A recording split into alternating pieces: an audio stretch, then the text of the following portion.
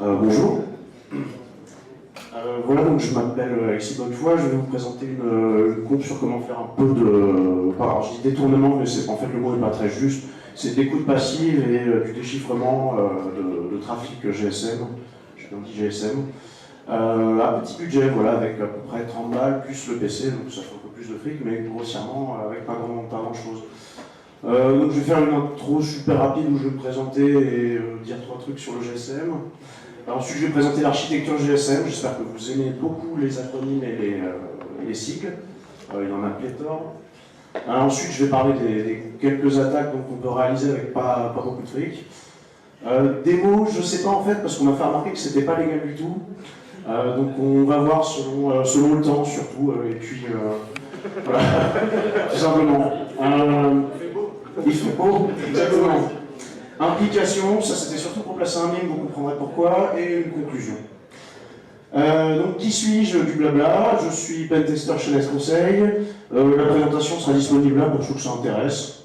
Voilà, le certificat est expiré, ça fait un moment, en fait il faut que j'aille sur Start TLS pour prendre une vraie autorité de certification. Blabla, venez pas me troller parce que c'est expiré, j'assure. Voilà. Donc GSM, des millions, milliards d'utilisateurs, je sais pas, je trouvais plein de chiffres qui se contredisent, c'est pas d'un intérêt capital, on est bien d'accord que tout le monde a... Dites-moi si je gère mal le micro comme ça. On est bien d'accord que tout le monde a un portable, enfin la plupart des gens. GSM, ça couvre à peu près le monde entier, excepté la Corée du Sud, étrangement, ils ont que de la 3G. Enfin, il y a 5 ans, ils avaient que de la 3G, c'est étrange, mais c'est rigolo. Surtout la 3G, la 4G, je baisse, tu veux que je décale un peu? Vas-y, excuse, j'ai pas l'habitude. Donc la 3G, la 4G, ça reste surtout utilisé pour faire passer des données. Alors c'est intéressant aussi de choper des données, mais là le truc c'était plus le détournement de coups de fil SMS qui est plus rigolo. Voilà, la couverture GSM est mondiale, blabla. Donc les bases. Le GSM, c'est 4 ensembles qui sont interconnectés.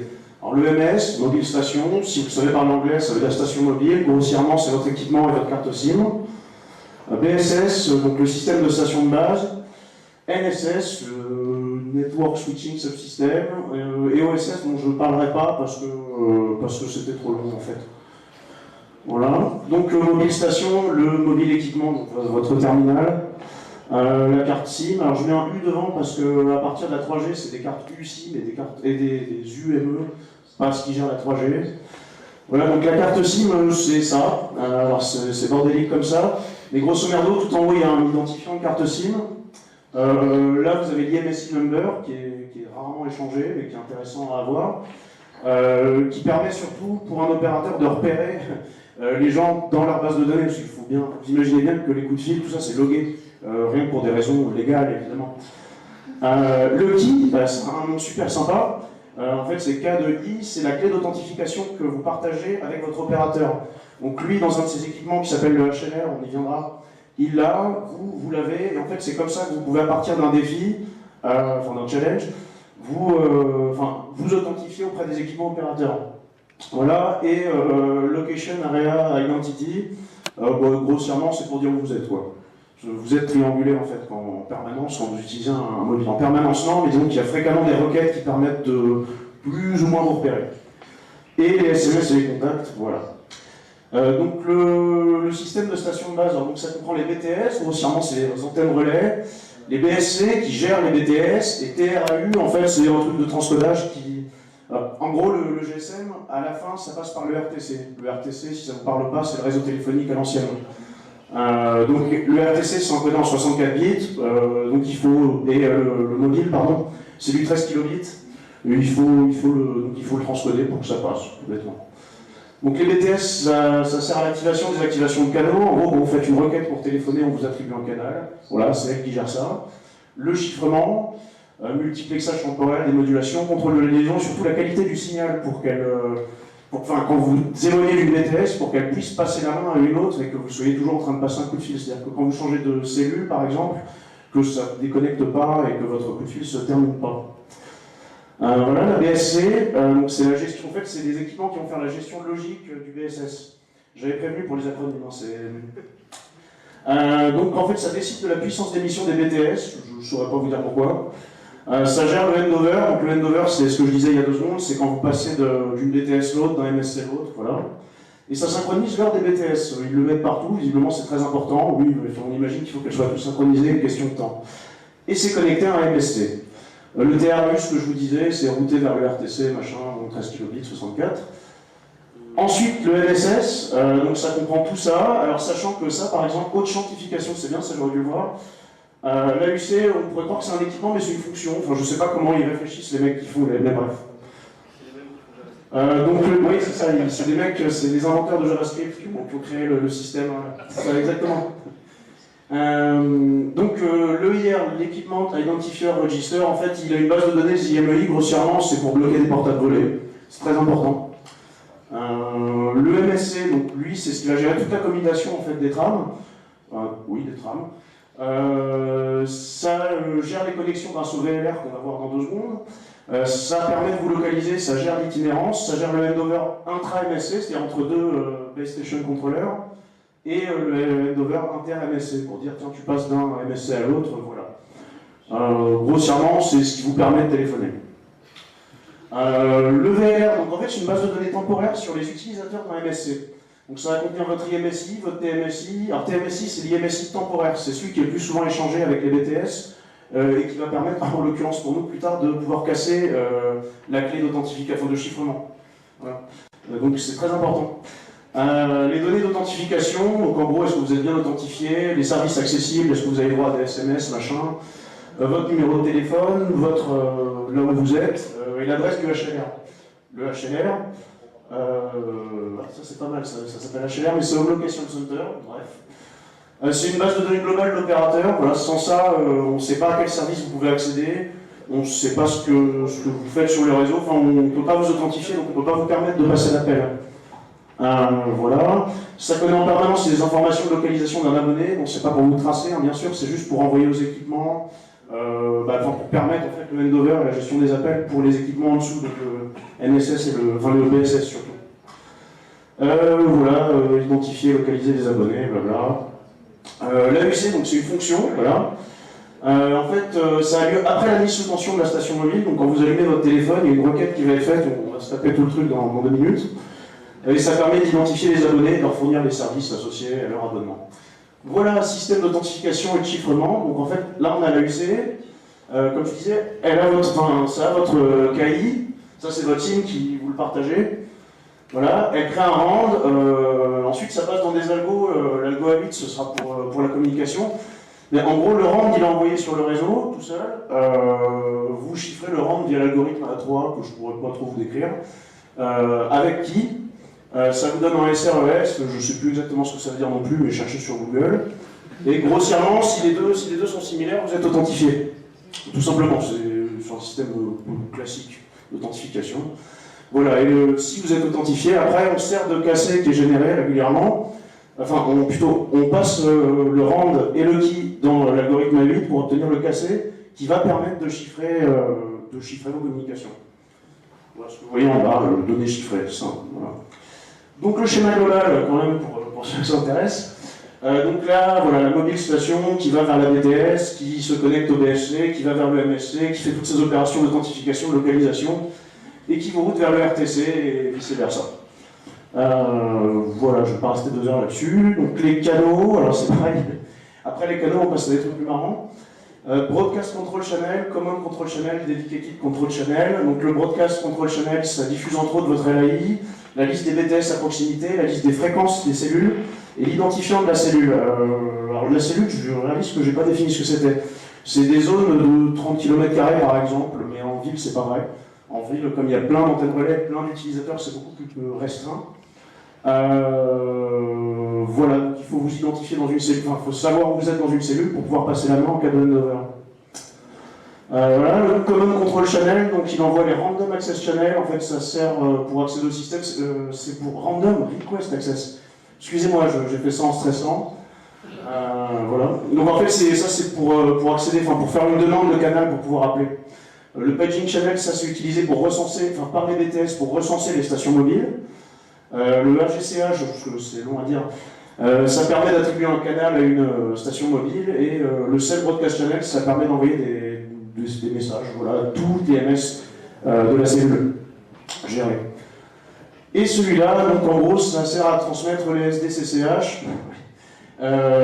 Grossièrement, ça sert à vous avoir les canaux pour appeler.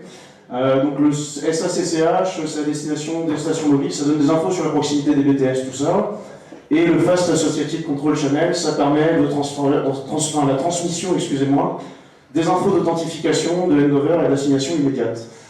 Voilà, il y a des combinaisons de canaux, je vous laisse aller chercher si ça vous intéresse. C'est important de le voir parce qu'on verra qu'avec les outils d'AirProbe, en fait, c'est ça qui va nous permettre entre autres de repérer des canaux et de pouvoir les déchiffrer. Voilà, donc par exemple, alors pour montrer que les signaux c'est important, je vous ai mis le processus d'IMSI attache. Alors dit comme ça a l'air sympa, ça se passe en 20 étapes pour vous authentifier. C'est simple quoi. JavaScript, c'est ça, ouais. C'est ça, ouais. Donc vous démarrez votre station mobile, ça envoie une demande, une request access channel, l'autre répond, vous accordant un canal, vous envoyez soit votre IMSI quand vous allumez, soit un TMSI si vous êtes déjà sur le réseau. La BSS vous acknowledge, ensuite elle transfère une location update request pour un peu savoir où vous êtes. Ça transfère l'IMSI, la demande de vérification et la demande de trio d'authentification à l'HLR qui va se servir de sa fonction AUC.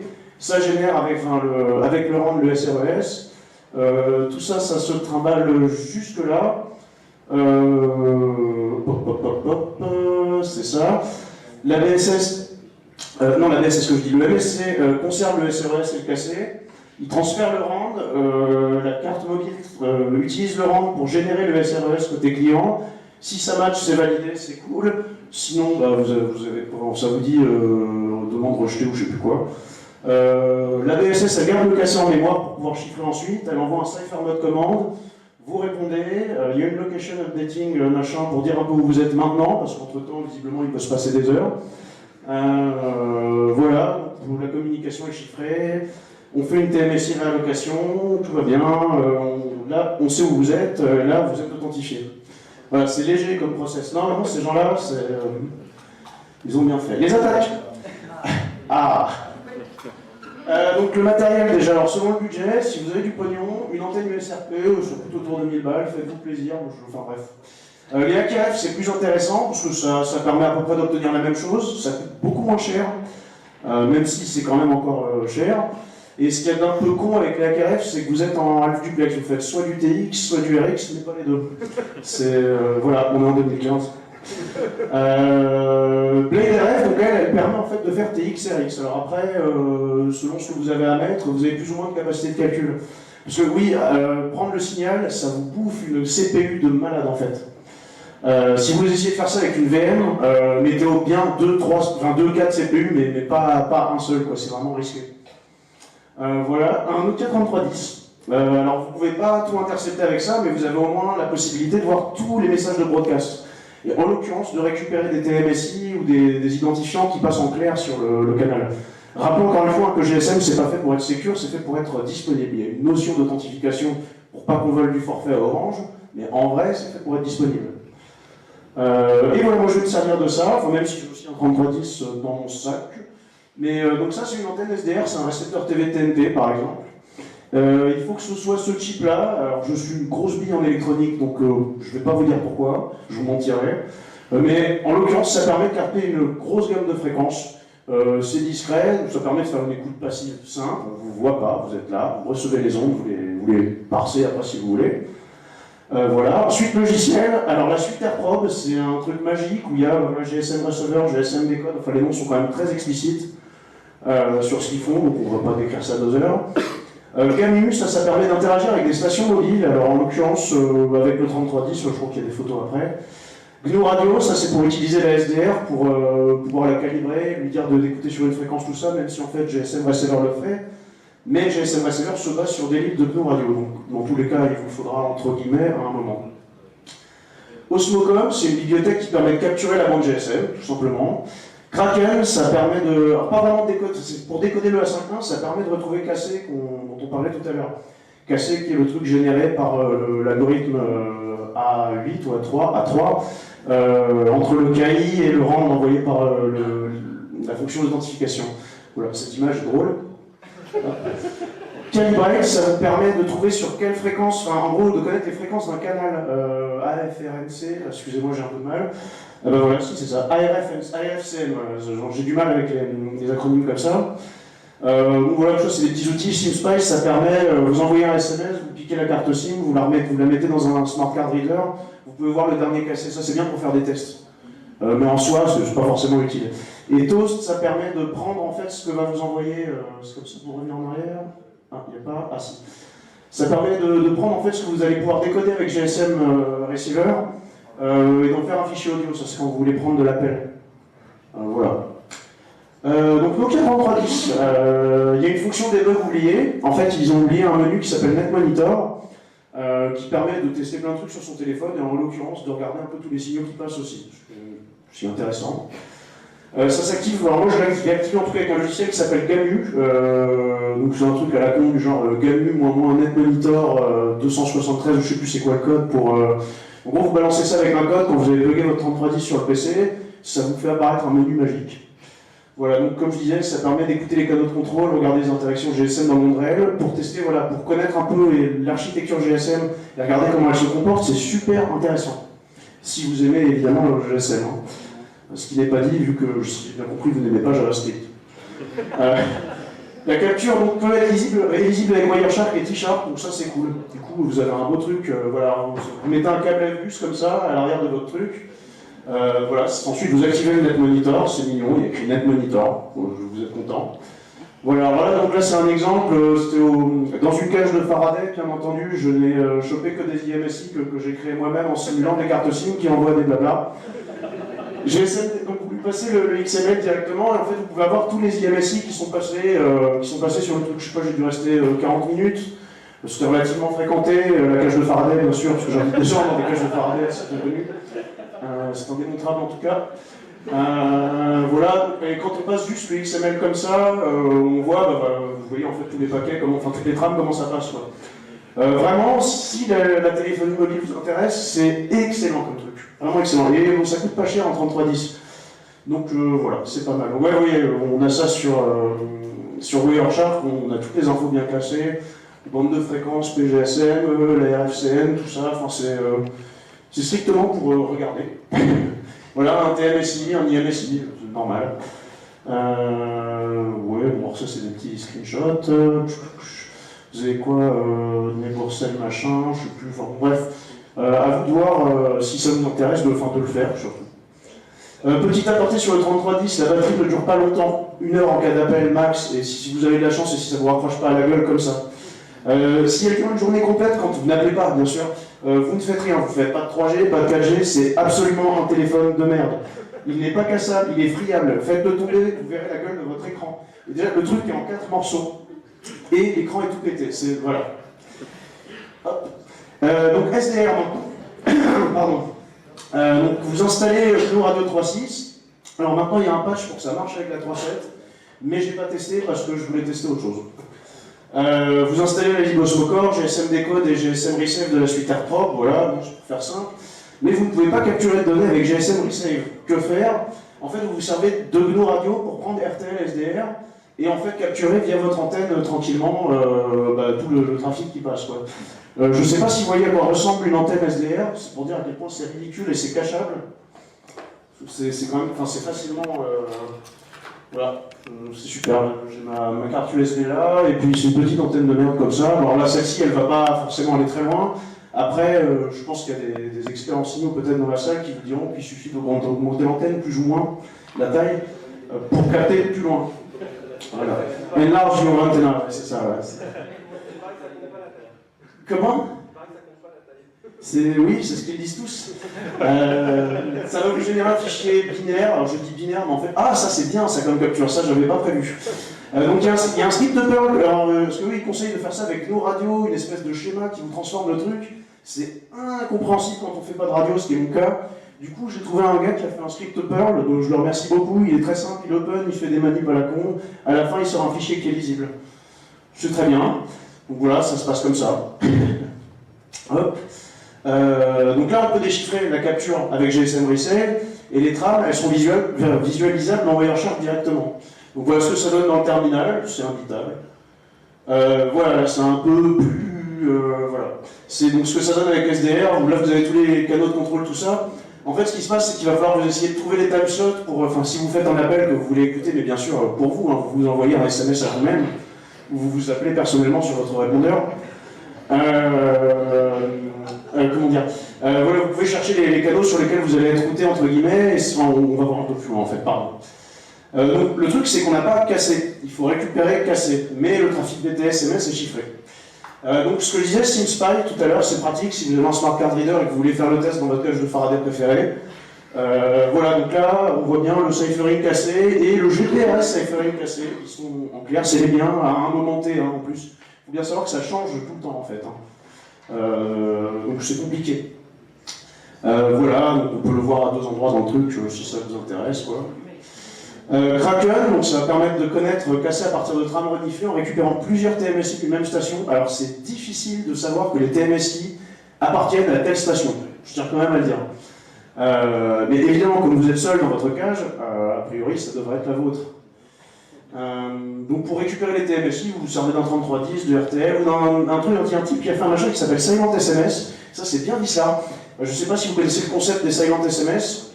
Oui, non, on va dire non. Certains, oui. Du coup, en gros, c'est votre opérateur qui va par exemple vous envoyer un SMS que vous ne voyez pas, histoire de vous localiser tout simplement. Je ne sais pas si vous vous souvenez, avant, vous aviez vos vieux portables, vous les foutiez à côté d'une enceinte et ça faisait tété. Voilà, vous entendez ça 15 fois de suite, déjà c'est que la police vous recherche. Mais en gros, c'est ces trucs-là qui apparaissaient n'importe comment, même quand vous ne receviez pas de texto, grosso merdo, ça donne cet effet-là. Ben, en fait, avec ça, avec un Android, si c'est un Android, vous pouvez balancer des silent SMS à une station, histoire de lui faire cracher du TMSI comme ça. C'est très sympa. Avec un minicom sur un iPhone 2G, 3G ou 3GS, via la commande AdSim, je ne suis pas sûr de tout comprendre, mais en gros sur un iPhone ancien, donc les 4G a priori ça marche pas, mais il faut juste pour dire que c'était possible et c'est ça qui est marrant. Il y a un accès, enfin, quand ils sont jailbreakés, il y a un accès à un serveur SSH. Le mot de passe c'est Alpine. Il y a plein de couillons qui routent leur iPhone et ils se disent pas tiens c'est bizarre, j'ai des services en plus, enfin bref.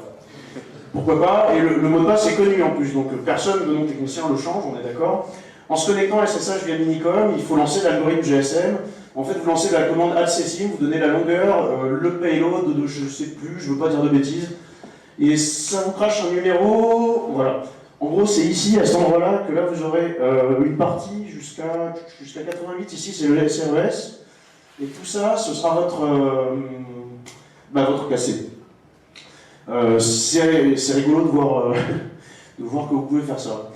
Avec un BlackBerry, sinon via l'Engineering Spin. Alors ça je l'ai lu, on me l'a confirmé, mais je n'ai pas de BlackBerry, donc je ne peux pas vous dire si quelqu'un en a un et qu'il a l'envie de tester. A priori, une fois que vous activez l'Engineering Mode, donc visiblement il faut être un ingénieur pour utiliser BlackBerry, casser est affiché à l'écran. C'est pas fun, mais a priori c'est fiable. Voilà, ça c'est une bonne blague, j'avais promis. Le déchiffrement, donc une fois que vous avez la clé, vous lancez GSM Resave avec 4 options. Bon, la capture déjà, c'est important. Le taux de décimation pour le SDR, 64. Alors je n'ai pas bien compris, mais j'imagine que c'est par rapport au transcodage en fait ensuite. Mais je ne veux pas dire de conneries. Peut-être que tu pourrais m'éclairer, mais je ne sais pas. Ok. C'est la différence de la fait. Vas-y. Parce que quand tu captes sur le SDR, tu es sur une bande de 8 MHz, alors que la bande GSM elle est plus petite. D'accord. Et donc ça se permet de faire le bon ratio. Merci beaucoup. La combinaison de timeslot canal est cassée. Hop. Et voilà, les SMS seront lisibles. Alors désolé, il est tout en bas. Voilà, c'est un SMS récupéré dans la cache de Faraday. Voilà. Si vous avez choqué à Chalara, non, pardon. Voilà, donc soit vous lisez les SMS direct dans Wireshark, soit vous allez, en fait, ça va générer et GSM Reset va vous générer un fichier audio. Si vous vous y êtes mal pris, ou alors si vous êtes sur du full rate trafic et que vous entendez des bip bip, il faut souvent passer, mais donc je le fasse souvent, en NX, FRT, oui c'est ça, full rate trafic. Voilà. Le problème, alors il y a le problème du channel hopping, mais a priori, j'ai pas réussi à le compiler, j'ai découvert ça tout à l'heure comme un couillon. Mais en gros, et il manque une libre ou je sais plus quoi, mais je voulais pas faire ça là à la va-vite.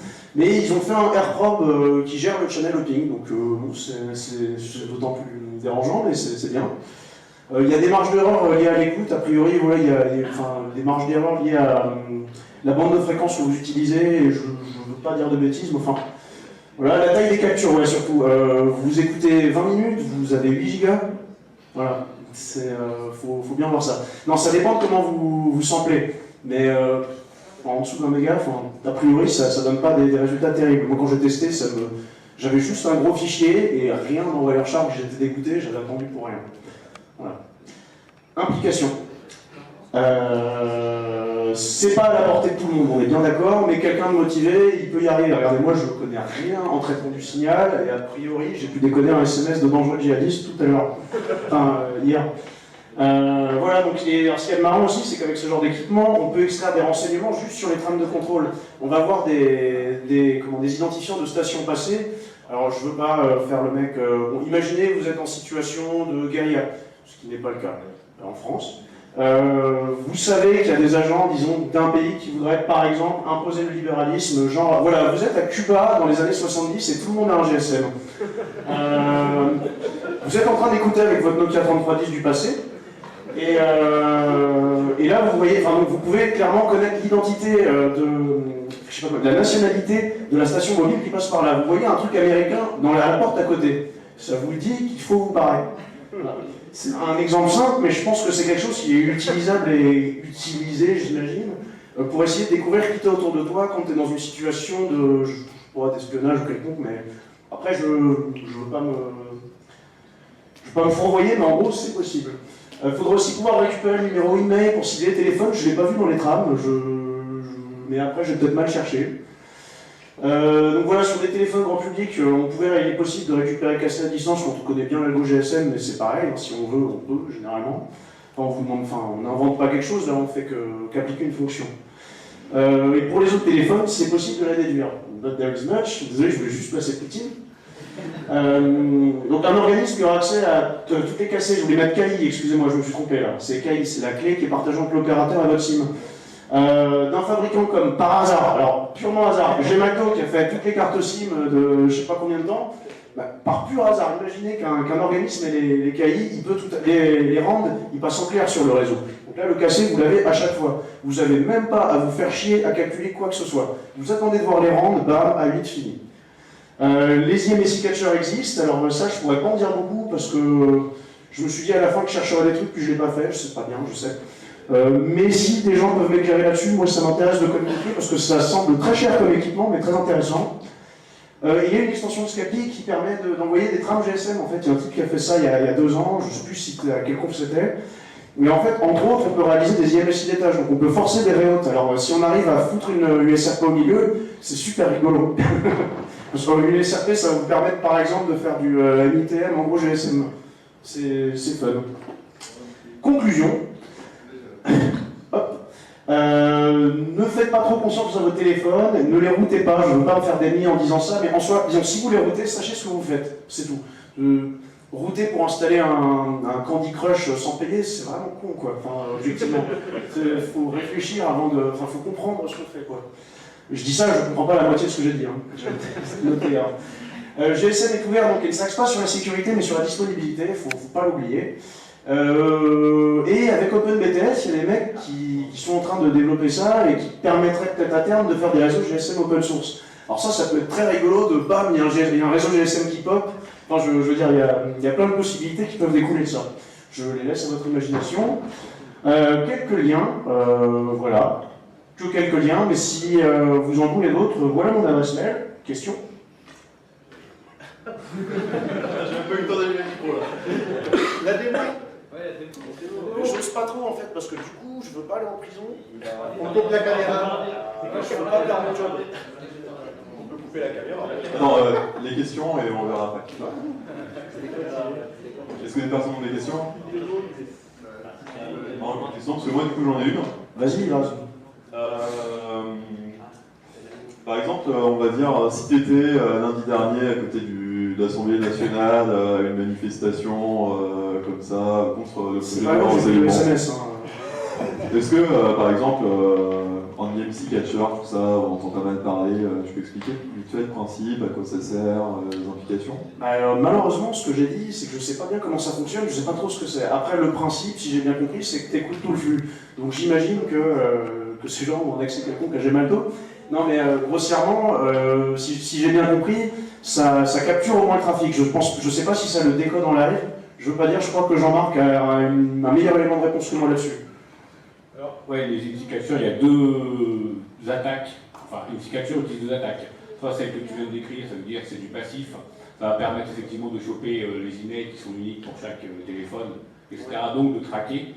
Et la seconde, qui est un peu plus poilue, c'est de downgrade tout l'environnement ou ciblé de 3G à 2G en GSM pour pouvoir faire péter la double authentification et pouvoir ensuite effectivement écouter les appels et les SMS. Voilà, mais ils sont obligés d'attaquer la 2G, 3G pour downgrade le protocole pour que ce soit attaquable. Alors du coup, le downgrade, je crois qu'il y a des téléphones qui te disent « Eh là, mon pote, tu passes en mode non chiffré ». Tout à fait. Alors, non, il y a des applications qui toujours existent, chiffré. il y en a quelques-unes qui le disent, et ensuite il y a une petite rue sur certains Android où vous pouvez tout simplement désactiver la 2G. Et dans ces cas-là, ça vous protège entre guillemets. Dans le sens où ça te coupe le téléphone, enfin ça coupe la communication simplement quand ils essaient de te downgrade, c'est ça? Voilà. C'est pas garanti du tout. Non, j'apprends. Est-ce qu'on peut changer le KI? Par exemple, si je vais chez Orange, ils peuvent s'amuser à changer le KI sur la SIM, ils le connaissent, ils me la donnent, et comme ça, si Gemalto se fait poncer, c'est pas grave. Si t'as un... Comment traduire writer en français, c'est dingue. Je vais parler ainsi, ANSSI est compatible. Si tu as un écrivain sur carte SIM, a priori, j'imagine que tu peux le changer, oui. Après, en théorie, c'est censé jamais changer, et en plus, le truc qui est con si tu le changes, c'est que, ouais, voilà, il faudrait que tu le changes chez Orange aussi. Ouais, mais si Orange le change quand il le reçoit, ça paraît évident qu'il devrait le faire. C'est-à-dire? Pas faire confiance à Gemalto quand ils reçoivent leur SIM. Ah, tu veux dire chez eux? Ah bah oui, on est bien d'accord, ils ne devraient pas faire confiance à Gemalto, mais Orange, c'est des feignants. Enfin, je veux dire... Non, pardon. Non, mais c'est des feignants, j'entends. Ils reçoivent du matos, ils s'en foutent, ils assurent le trafic, entre guillemets. Ce qu'ils veulent, c'est te vendre des abonnements, quoi. Ouais, et puis je vais apporter une petite précision. En fait, sur la perso des cartes, la perso électrique, il y a des choses qui sont chiffrées et qui sont utilisées par des clés partagées entre Gemalto et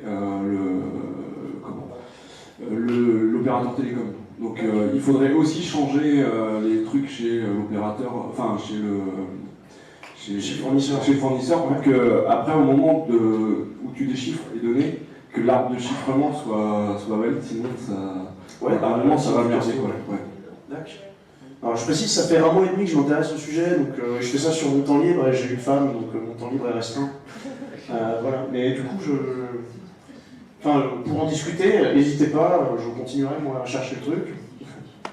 Voilà, d'autres questions? T'as d'autres questions? Si, une question? Attends, j'arrive juste, je fais un tas. Vas-y. Les quatre trucs.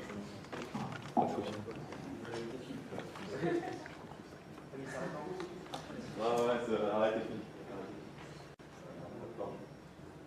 Alors, moi j'ai une question. Tu as parlé un tout petit peu d'OpenBTS. Est-ce que tu y as touché ou est-ce que tu t'es un peu intéressé ou... Intéressé vite fait, je ne l'ai pas touché, non, parce que eux, pour le coup, il leur faut une antenne USRP, et je ne sais pas si tu te souviens du prix, mais c'est 1000 euros. Oui.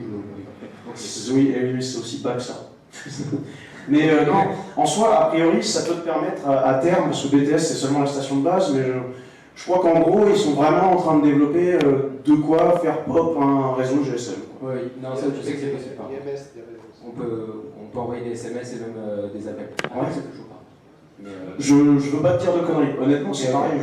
Les questions-réponses qui je pourrais rien répondre, j'adore. non, mais désolé. Non, ils sont pas désolés. C'est moi. Est-ce qu'il y a d'autres questions?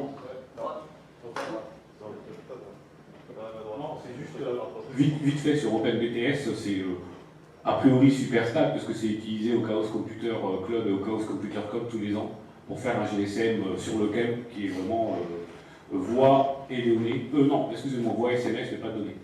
Voilà, donc oui, c'est très amusant et ça fonctionne très bien. Plus de questions? Du coup, merci Alexis. Kevin, tu peux couper le stream.